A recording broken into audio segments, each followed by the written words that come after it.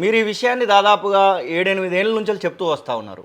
అసలు ఛత్తీస్‌గఢ్ ఒప్పందం ఏంటి? యాదాద్రి, భద్రాద్రికి సంబంధించినటువంటి పవర్ ప్లాంట్ కట్టడాలలో ఉన్నటువంటి లోపాలేంటి?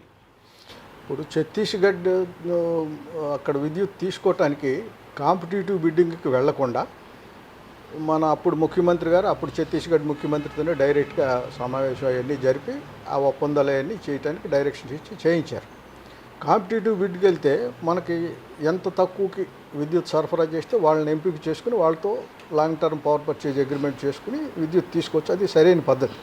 అలా కాకుండా ఆ ప్రాజెక్టు వ్యయం ఎంత అవుతుంది, దానికి ఇంధనం అంటే బొగ్గు ఎక్కడి నుంచి వస్తుంది, ఈ ఖర్చులన్నీ కలిపి మనం యూనిట్కి ఎంత చెల్లించాల్సి వస్తుంది, అవేమి వెరిఫై చేసుకోకుండా ఈ ఒప్పందం చేయించారు.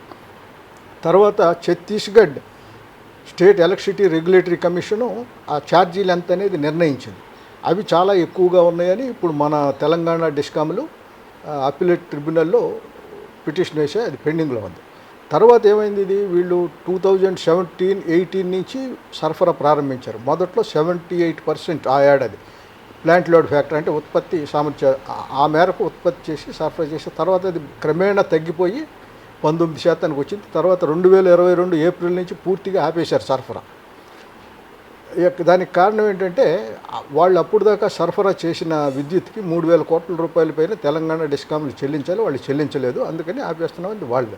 తెలంగాణ డిస్కామ్లు అనేది 3,000 కోట్ల పైన కాదు, ఇంకా తక్కువ ఉంది అది అని తెలంగాణ డిస్కామ్స్. అయితే అక్కడ ఆ వివాదానికి సంబంధించిన మొత్తం వదిలేసి మిగతాది పే చేసి వాళ్ళని సరఫరా చేయమని అడగచ్చు. దాని మీద సంబంధిత అప్పీలేట్ ట్రిబ్యునల్ లేకపోతే ఏ ఫారం అయితే అక్కడికి వెళ్ళి అవి రిజాల్వ్ చేసుకోవచ్చు. కానీ అలా జరగలేదు, వాళ్ళు ఆపేశారు.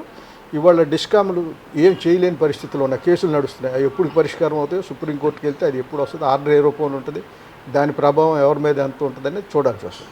అయితే మనకు ఇక్కడ వచ్చిన 2-3 ఇబ్బందులు ఏంటంటే అక్కడ విద్యుత్ సరఫరా ఆపేయటం వల్ల మనకి ఇక్కడ విద్యుత్ కొరత ఏర్పడి మార్కెట్లో చాలా అధిక ధరకి కొనాల్సి వస్తుంది. 20 రూపాయల దాకా కూడా కొన్నారు. ఇది మొన్న మనకి ప్రభుత్వం ఇచ్చిన శ్వేతపత్రంలోనే వివరాలు ఇచ్చి, ఇంతకుముందు మేము ఎన్నిసార్లు అడిగినా అవన్నీ సరిగ్గా ఇవ్వలేదు కమిషన్లో కూడా. అందువల్ల అది అదనం భారం పడుతుంది ఒకటి. రెండోది, ఛత్తీస్గఢ్ నుంచి మనకి తెలంగాణ బోర్డర్ దాకా ప్రసారం చేయడానికి మనకి ఇప్పుడు ఇక్కడ మన టీజీ ట్రాన్స్కో ఎట్లా ఉందో నేషనల్ లెవెల్లో power grid corporation of India వాళ్ళ దగ్గర 1000 మెగావాట్లకి ట్రాన్స్మిషన్ కోసం కెపాసిటీని కాంట్రాక్ట్ చేసుకున్నారు. దానికి చెల్లించాల్సిన ఛార్జీలు ఒప్పుకొని. ఇప్పుడు మనకు ఉత్పత్తి తగ్గిపోయింది ఒకటి, సరఫరా తగ్గిపోయింది, తర్వాత పూర్తిగా ఆపేశారు. అయినా కూడా మొత్తం కాంట్రాక్ట్ చేసిన 1000 మెగావాట్ల కెపాసిటీకి చెల్లించాల్సి వస్తుంది. ఇప్పుడు ఒక 2 సంవత్సరాల కాలానికి 632 కోట్లు అలా ఏది మనం వినియోగించుకోకుండా. ఎందుకంటే ఒప్పందం అలాంటిది. వాళ్ళు మరి అంత ఎస్టాబ్లిష్మెంట్ పెట్టి చేశాక మేము వాడుకోపోయినా అంటే కుదరదు కదా. అందువల్ల ఆ ఇబ్బంది ఒకటి వచ్చి పడింది. రెండోది, ఇంకో 1000 మెగావాట్లు ట్రాన్స్మిషన్ కెపాసిటీకి కూడా కాంట్రాక్ట్ చేసుకున్నారు. అది ఎప్పుడు చేయాలి, పవర్ పర్చేజ్ అగ్రిమెంట్ చేసుకుని మనకి ఎక్కడి నుంచి వస్తుందని, తర్వాత అక్కడ ఆ రాష్ట్రంలో ఉన్న ట్రాన్స్మిషన్ కార్పొరేషన్ నుంచి ఎన్ఓసి తీసుకున్నాక అప్పుడు ఇది కాంట్రాక్ట్ చేయాలి. ఆ రెండు జరగకుండా తొందరపడి ముందు ఇది చేసుకున్నారు. దాంతో ఏంటి, అసలు మొదటి 1000 మెగావాట్లే పూర్తిగా వాడుకోలేని పరిస్థితి. రెండోది, అసలు అక్కడ అగ్రిమెంట్ లేదు, సరఫరా లేదు. దానికి కూడా వాళ్ళు చెల్లించమని అంటే మేము వదిలేసుకుంటాం బాబు అదంటే, వదిలేసుకోవాలంటే మాకు 272 కోట్లు మీరు చెల్లించాలని పెట్టారు. దాని మీద కూడా అప్పీలేట్ ట్రిబ్యునల్ వివాదం. అప్పీలేట్ ట్రిబ్యునల్ లేకపోతే సిఆర్సీను ఇప్పుడు పెండింగ్లో ఉన్నాయి కేసులు. అంటే ఏంటి, కేసులు పెండింగ్లో ఉన్నాయి, విద్యుత్ సరఫరా లేదు, అనవసరంగా 100 కోట్లు చెల్లించాల్సిన ఇరకాటంలో తెలంగాణ డిస్కామ్లు పడినాయి. దీనివల్ల ఏంటంటే కొంచెం అనాలోచి తొందరపాటుతో నిర్ణయాలు తీసుకోవటం వల్ల వచ్చిన ఇబ్బందులు ఇది. ఆ రోజు తెలంగాణ ఎలక్ట్రిసిటీ రెగ్యులేటరీ కమిషన్ బహిరంగ విచారణ జరిగింది. ఆ రోజు ఇవన్నీ వివరంగా చెప్పి కాషన్ చేసాం. చాలా సమస్యలు వస్తాయి, భారాలు పడతాయి, అనవసరంగా నష్టదాయకం అవుతుంది, ఇది వద్దు, దానికి అనుమతి ఇవ్వద్దు, కాంపిటేటివ్ బిడ్డింగ్కి వెళ్ళమనండి, ఎవరు తక్కువ ఇస్తే వాళ్ళ దగ్గర తీసుకుంటే అప్పుడు. అంటే ఇప్పుడు కేసీఆర్ ఛత్తీస్గఢ్ ముఖ్యమంత్రితోని అప్పటి ఒప్పందం తీసుకున్నట్టు అయ్యేది ఉంటే అసలు దీనిలో ఎక్కడ స్కామ్ జరిగినట్టు కనబడుతూ ఉంది. కేసీఆర్ చేసినటువంటి తప్పు బిడ్డింగ్కి పోవడమైనా ఇంకేమైనా డబ్బులు ఆరోపకంగా వచ్చినాయి అనుకోవచ్చు. ఆరోపణలు చేయాలంటే ఎవరి దగ్గర ఆధారాలు ఉండి చేస్తే అది సమంజసంగా ఉంటుంది.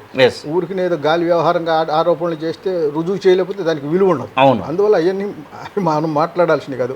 ఇప్పుడు ఎంక్వైరీ కమిషన్ నరసింహారెడ్డి గారిది ఉంది కనుక రేపు వాస్తవాలు ఏంటనేది ఎంతవరకు కమిషన్ ఎందుకంటే కొన్ని రుజువు చేయలేని కూడా జరగవచ్చు. ఎస్. కమిషన్ కూడా ఏం ప్రూవ్ చేసి లేకపోతే అది నిర్ధారించే పరిస్థితి ఉండవచ్చు. అందుకని ఏంటి మనకి లభ్యమైన సమాచారం ఆధారంగానే నియంత్రణ కమిషన్ ఈ ఎంక్వైరీ కమిషన్ కూడా సాధ్యమైన మేరకు వాస్తవాలన్నింటినీ బయట పెట్టే పద్ధతులు చేస్తుంది. ఇప్పుడు public spirited legal luminary headed by దానికి.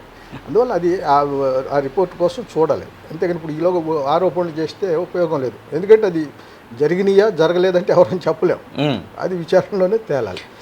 అసలైన తొలి వెలుగు. ఫాలో వాట్సాప్ @తొలి వెలుగు official.